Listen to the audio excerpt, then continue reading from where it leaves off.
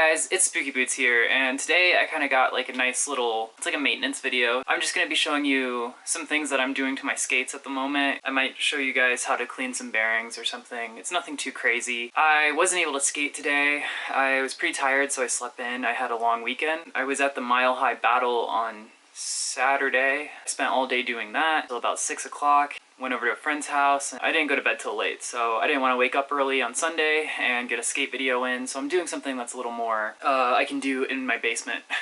I am editing that video, by the way. I did shoot the Mile High Battle. Most of the footage was on my cell phone. I don't think it'll be like a super in-depth video. It'll just be like a kind of like my experience at the Mile High Battle. I might do some like footage over here and maybe talk over it or something. My other video that is in the works.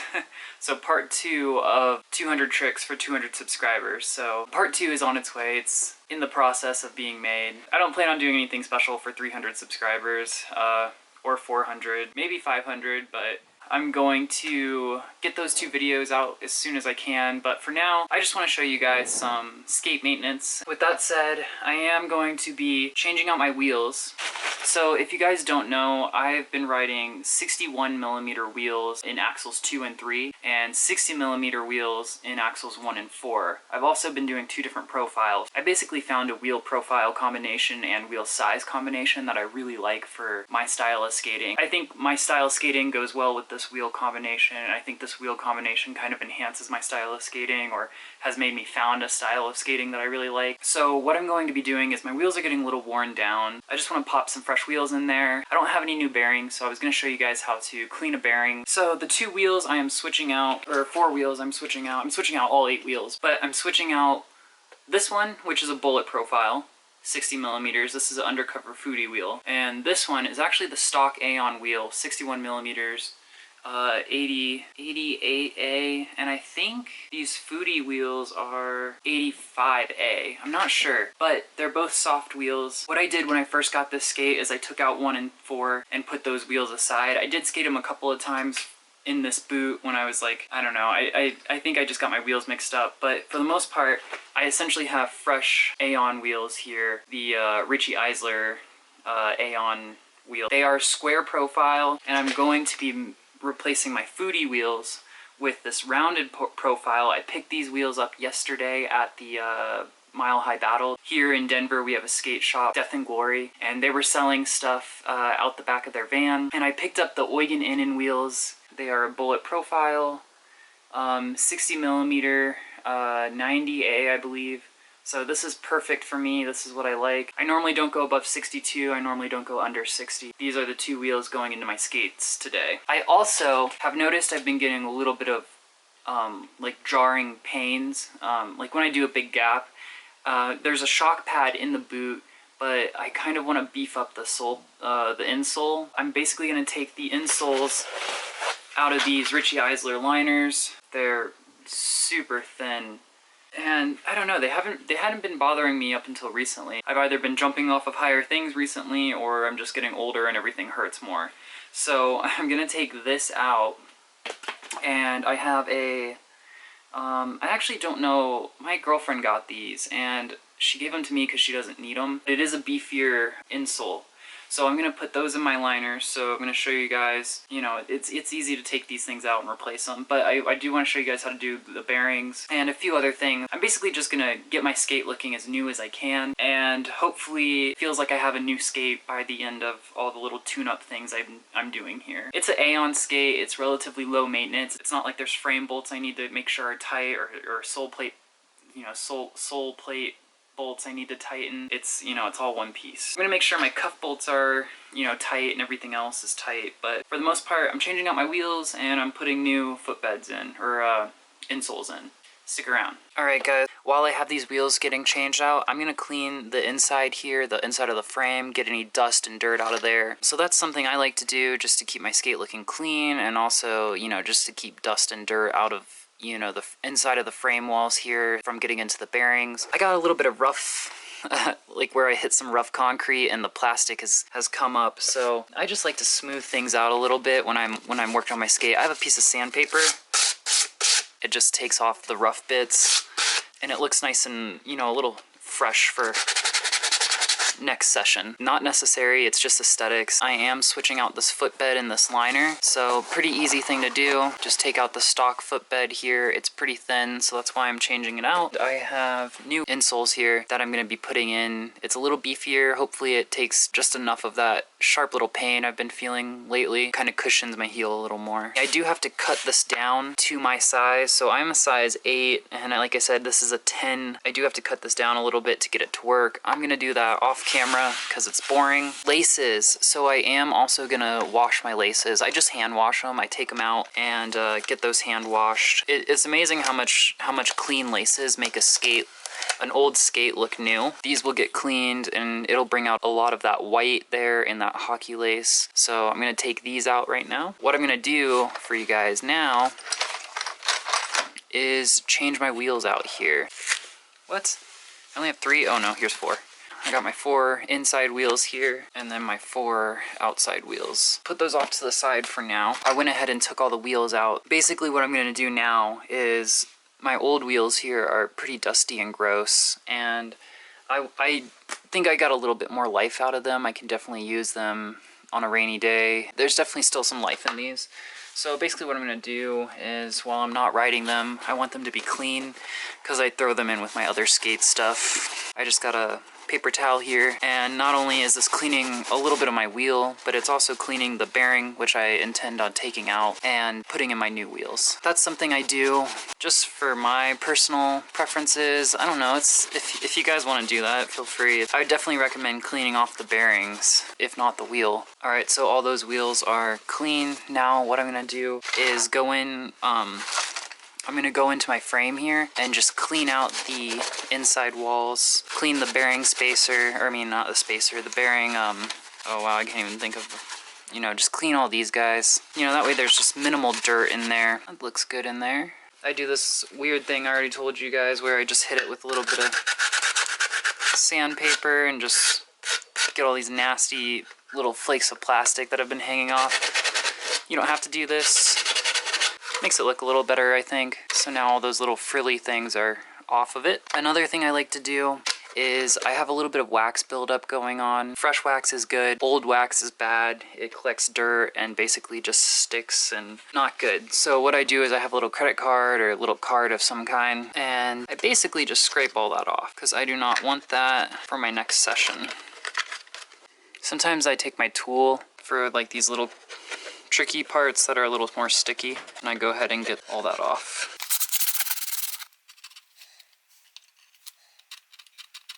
Okay, so I'm not going to bother with the negative side, it looks fine. I'm going to do the same thing to the other side. Okay, so that is done. Now what I'm going to do is pop all these old bearings out. They're still good. They still spin awesome. I don't really have a super solid technique for popping bearings out. I've always struggled with it, so I'll show you guys a trick here in a second. What I do is there's the spacer in there. I'll knock it sideways, so that way you can essentially stick your tool down in here and you can catch the spacer. And I basically just use that to push out the bearing. Now, it's not always that easy, and you can jab yourself. I've definitely jabbed myself in the hand before doing it, and it sucks. That's just one way I do it. If you guys have a better method, share it in the comments below. So that usually gets the first one out. The second one's usually not too hard. I can't get my fingers in here, so I can't pop it out that way. Basically what I do is I use the hardware. I think you can use other hardware too. I mean, this is 50-50 hardware. I have this in axles 1 and 4, just because I've noticed the Aeon axles were coming loose in 1 and 4, so I took them out and just replaced them with some 50-50s I had, and I haven't had an issue with the middle wheels coming loose, the middle axles, so I just kept those in. But basically what I do is I stick the male or female end down in here like that, and then I'll receive it, and now that gives you a handle so you can pop that other bearing out. Just a little technique that I have, and it works awesome. So that's one wheel down. I'm going to do the rest. This one's giving me trouble, so I'm going to set that aside. come back to it. So I think the reason why I'm having trouble with some of these Aeon wheels is the plastic that's in the undercover wheel I think is just a little less grippy than what's going on in here. It very well could be the same plastic, or maybe this is just a tighter fit, but something's definitely up with these Aeon wheels that is basically giving me a harder time getting the bearings out, but it's not a super huge deal. I also like this method, so I'll find the bearing spacer, you know, make sure it's out of line there, so that way my Allen key can sit on something instead of the inside of the bearing. Basically what I do is I just hit it on the ground,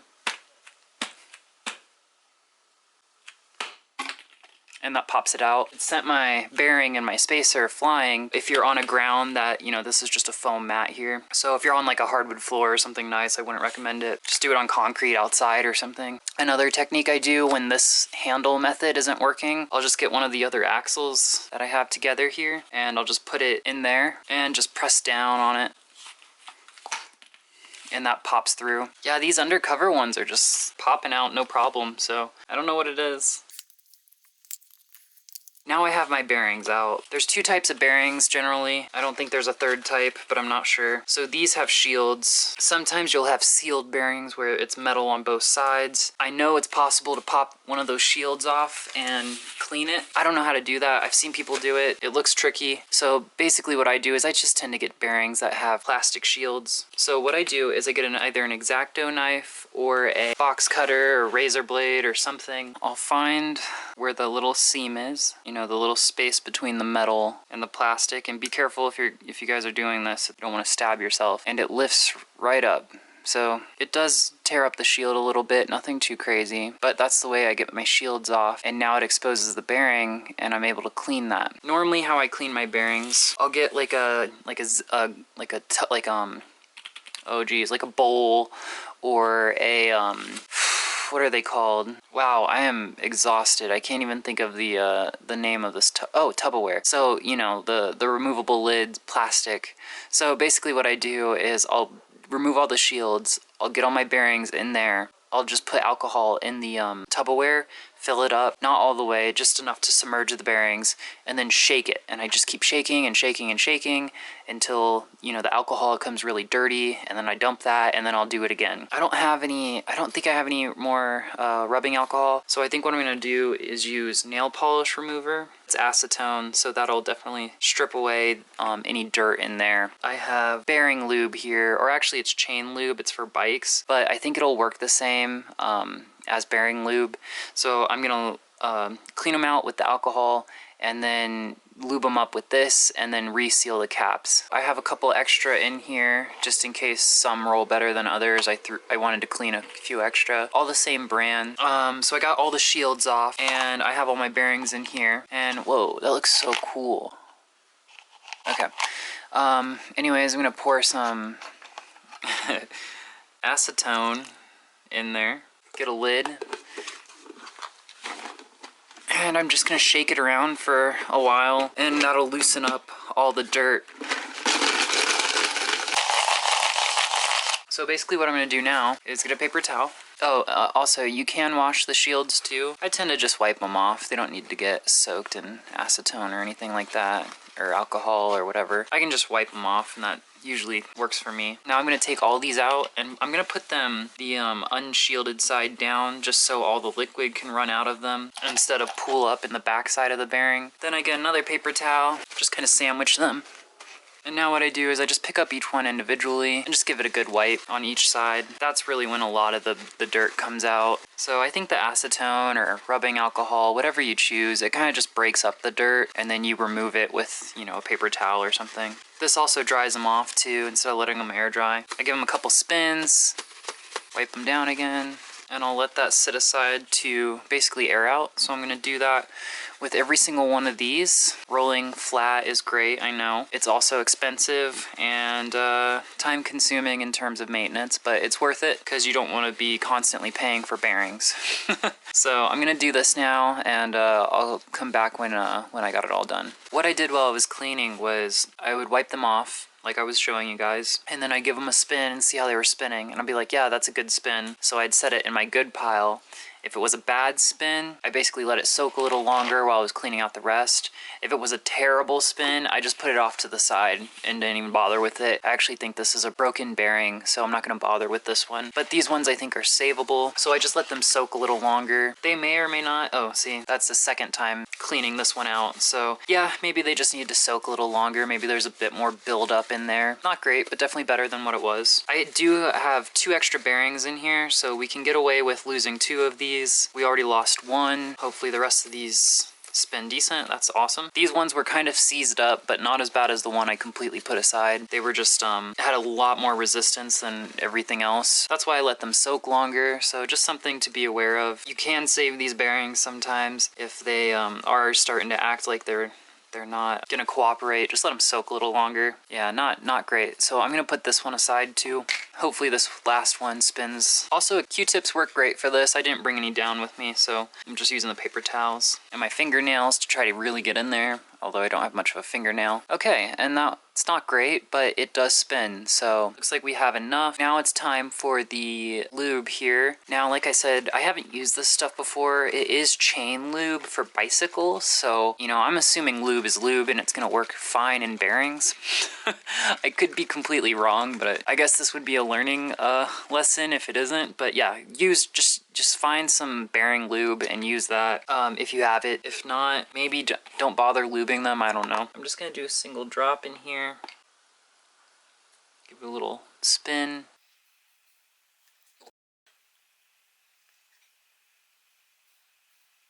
Alright, and I think all you need is a little bit. Yeah, it's already starting to spin really nicely. Now it's time for the shields. So basically what you guys are gonna do, you're just gonna take the shield, place it over top here to where it lines up, and just press in, and it'll make a snapping noise.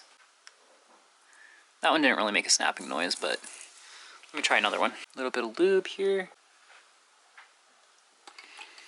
Give it a couple spins. Yeah, it's spinning really nicely. See, I'm thinking lube's lube and it's gonna work just fine. This one might make a snapping noise like I'm saying. So that one made the noise, so it basically just confirms that it's in there for you. Might not make a noise, but as long as you press hard and it looks like it's sitting in there, you're fine. Alright, so you're basically gonna lube all these up and recap them. And then you're good to go. So I'm gonna do that now. If you guys don't know how to press a bearing in, it's pretty simple. This has still got a lot of lube on it from when I lubed them up. It's been sliding in relatively easy because of that. Sometimes they don't slide in really easy. I would say the most important thing is don't forget your spacer. I've sealed up so many wheels before and forgotten the spacer, and then when I went to put it on the axle, I was like, oh no, I have to redo this. So in terms of getting it in there, if it doesn't slide in really well, I have a bearing press actually. I just, you know, I moved a few months back and I still have some unpacked boxes, and I actually think it's still packed away. What I like to do is I'll try to do it with my hands first, you know, just my thumbs, press it in. It sometimes doesn't go all the way in, so I'll press again. That'll sometimes finish it off. If that doesn't work for you, rubber mallet might work. So go out, get this on concrete, line your bearing up, see if you can get at least one end a little bit in, and then just tap it in the rest of the way with a rubber mallet. Or I've just, you know, put shoes on and have been able to stand on the bearing on top of the wheel and sink it in there with my heel, like the heel of my foot. I've never really had an issue with that. It seems to get it in all the way. I think even if it doesn't get it in all the way, like there's a little bit, tiny bit poking out, I think once you start to put them onto the frame and you tighten the axles, I think the pressure will kind of pop it back into place. So it's not a super huge deal if you don't have all the right equipment. There's definitely ways around it. I would just, you know, be careful. The most important part is just be careful not to wreck your bearing by like jabbing it with something or I don't know. I've definitely broken bearings trying to get them in and out of wheels before. That's just a couple techniques I've used. Also another technique, I'll put my wheels together like that, and you can hear the bearings, and I'll just press a little bit. That sometimes helps. It'll help seat them in there a little deeper. Cool. I have all my wheels good to go. They're all spinning okay. So let's go ahead and get the wheels in. If you guys have never done this before, like if you're new to rollerblading, you're beginning, you want to get your wheels back in there, it's really not hard. I got 2 different wheel sizes and 2 different profiles going on. So my wheels need to go in a specific spot, but if you're rolling all the same wheel size, wheel profile, you can just pop them in whichever way you want. Preferably, a lot of people like to show off their graphic. So people do graphic on the outside first. So like that. And then when they get a little more worn down, they'll rotate them in a couple of sessions and you'll have graphic on the inside. I tend to rotate after almost every session, if not 2. It's just something I like to do because of the type of riding I'm doing. I want to preserve these square profiles as long as possible. Now, when you're putting this on, it really doesn't matter if you do female in first or male in first or last, or like it doesn't matter which side is going in first. I like to do male on the outside and then female or receiving end on the negative side. I'm hitting the spacer in there, so I'm going to take this part out. If you guys are running into the bolt is hitting the spacer, sometimes you can just jiggle it like I just did and it came through, but other times you can take your Allen key and kind of fish it around and get it all even in there, and that way the bolt will slide right through. Depending on what frame you have, you might need 2 tools. I just do everything hand tight as long as possible. Okay, so now that other one is starting to spin on this side.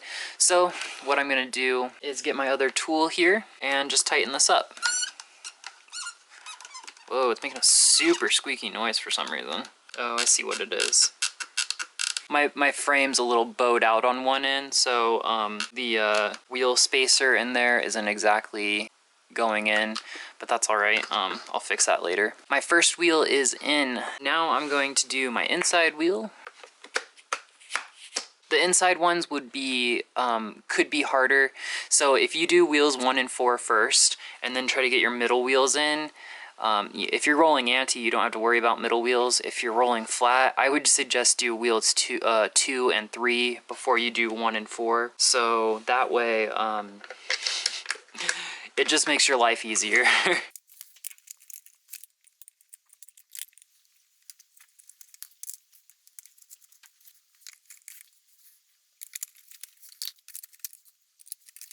Okay, careful not to strip your axles. Alright guys, here they are. The laces are back on, they're nice and clean, they smell good now. Everything's tight, I got all my cuff bolts, everything, buckle bolts tight. Wheels are spinning fine. I took this back one off, I fiddled around with it. I think I'm just gonna have to take a Dremel and kind of Dremel something down. But other than this one wheel that's not spinning so great, and again, I think that's because of the axle. Everything else is spinning awesome. I took off all these little hanging bits that drive me crazy with some sandpaper, just hit it real quick. It's not like I'm eating away at the sole plate, I'm just doing some surface polishing, I guess. But yeah, they are all done. I wish I would have done it before and after, but I guess it's a little late now. There they are. If you guys like the video, go ahead and give it a like. If you want to see more, go ahead and subscribe. I have videos on the way. I'm in the middle of moving to Albuquerque, so they're just coming out a little slower than I'd like. But yeah, that's the video, guys. Thanks for watching, thanks for subscribing, thanks for liking, thanks for commenting. If you have any questions, go ahead and leave them down below. I try to get to every comment, I try to answer every question I can, so thanks for watching, guys.